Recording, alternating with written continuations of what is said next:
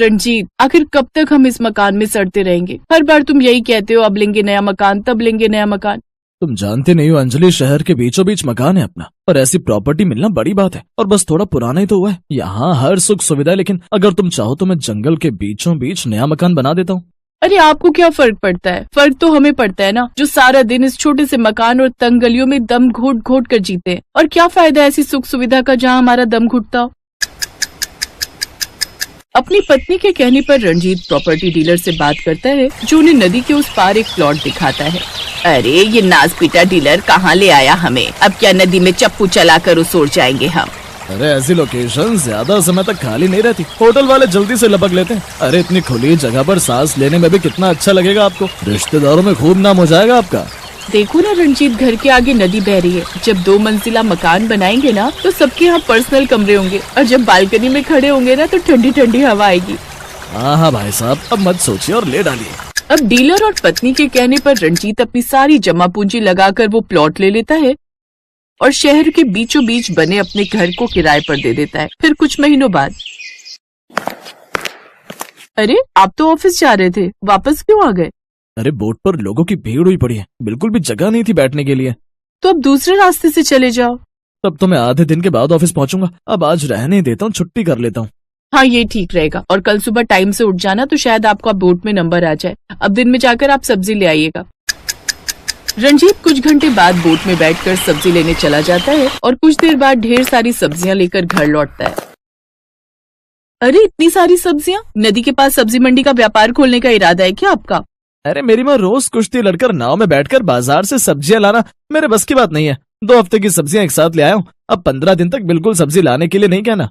फिर 2 दिन बाद, हाय रे मर गई रे मर गई, आग लगे इस नदी को। क्या हुआ माँ जी? अरे क्या हुआ क्या, घर में बैठे बैठे बोर हो रही थी, इसलिए घर से टहलने निकली थी, तो पूरी गली में नदी का पानी भरा हुआ था। हाय लगता है मेरी हड्डी चटक गई। हाय रे मर गई रे मर गई। अरे जल्दी से डॉक्टर को बुला, मुझसे ये दर्द बर्दाश्त नहीं हो रहा।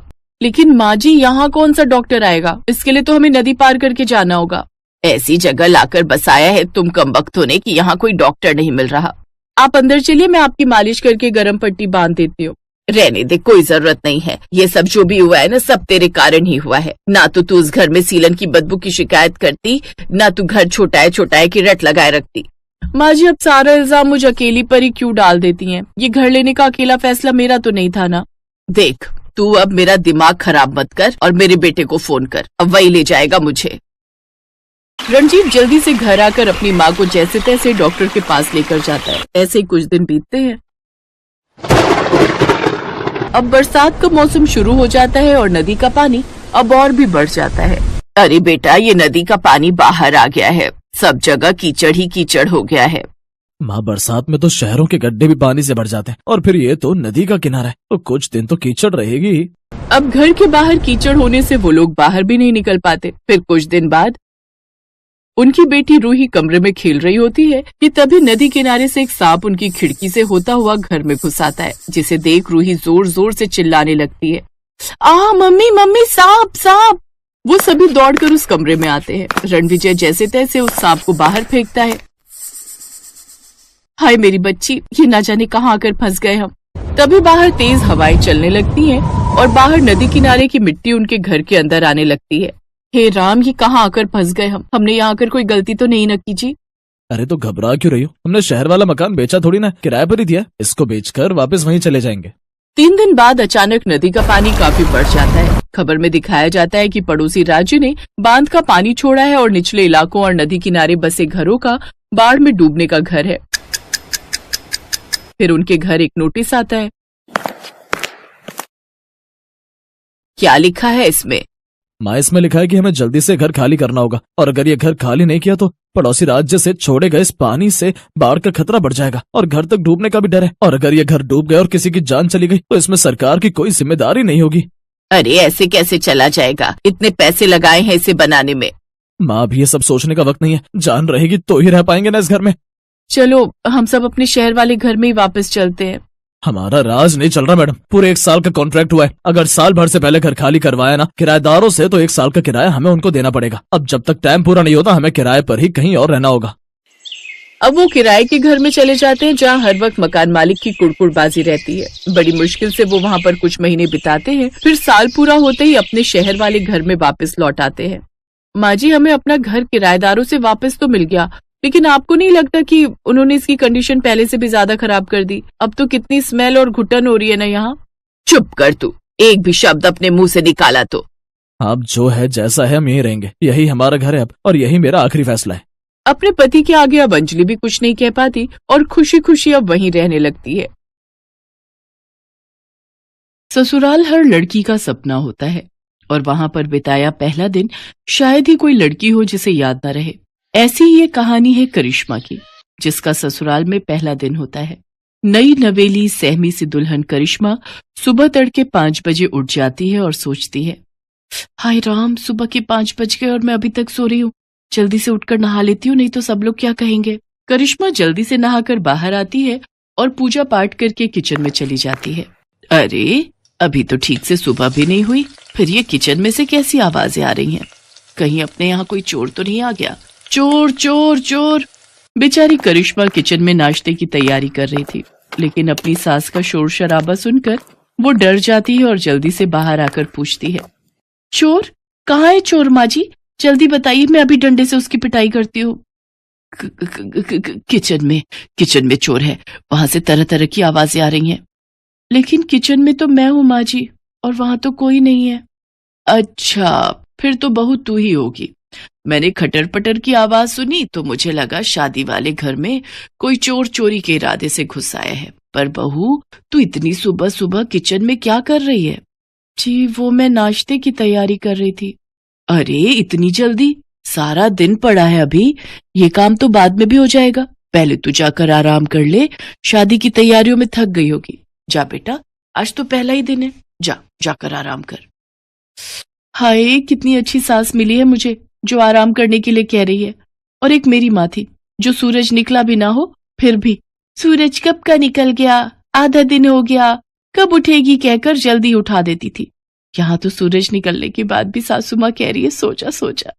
करिश्मा खुश होकर अपने कमरे में निश्चिंत होकर सोने चली जाती है। सोते सोते उसे काफी देर हो जाती है।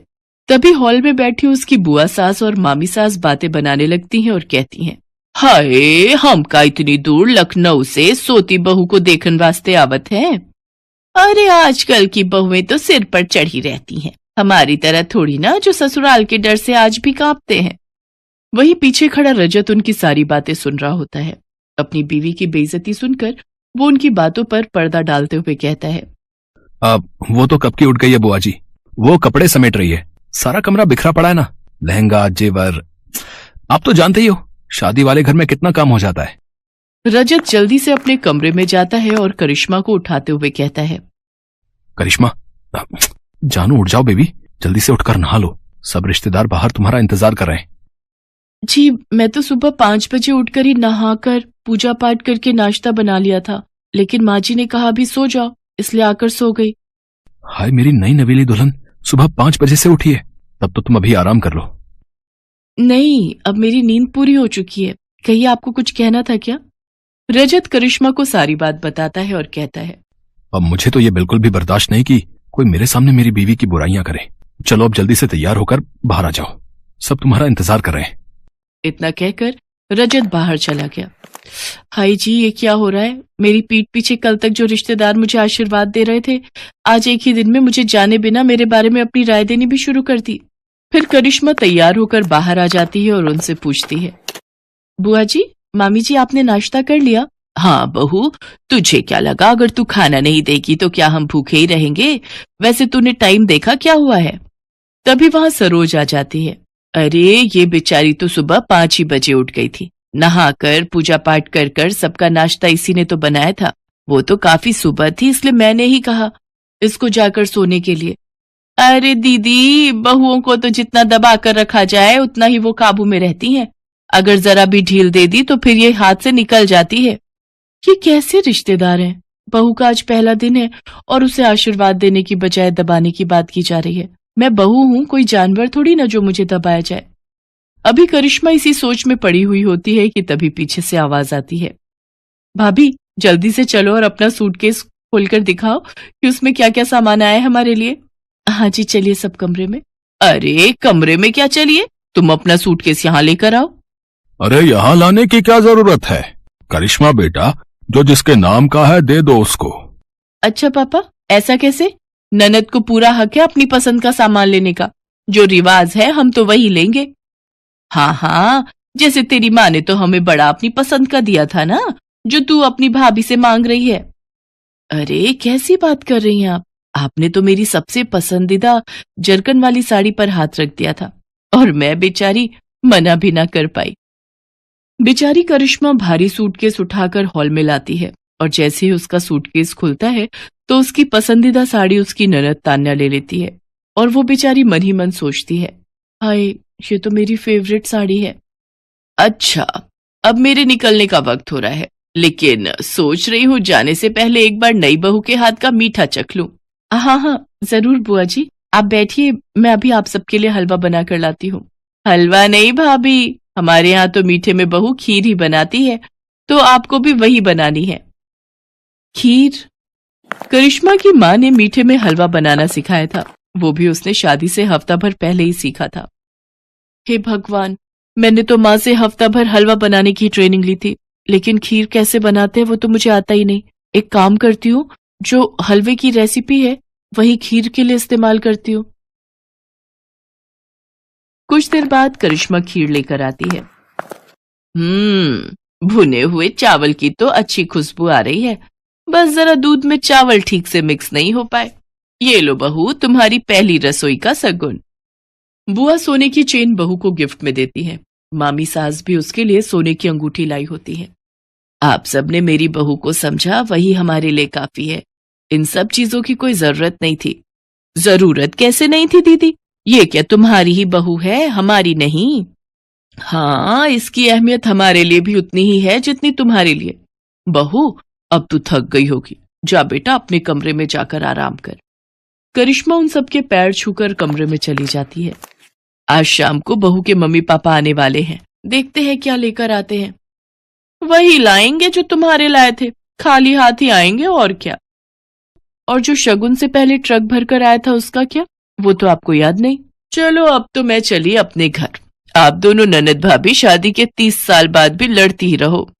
हाँ हाँ, मैं भी चलती हूँ। इसके बाद वो वहां से चली जाती है। शाम को करिश्मा के माता पिता उसके ससुराल आते हैं।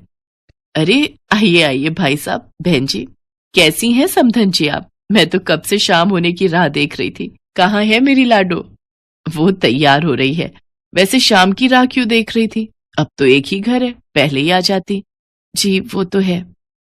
उधर करिश्मा रजत से कहती है, सुनो जी, मुझे न शर्म आ रही है साड़ी पहनकर मम्मी पापा के सामने जाने में। आज तक पहनी नहीं ना।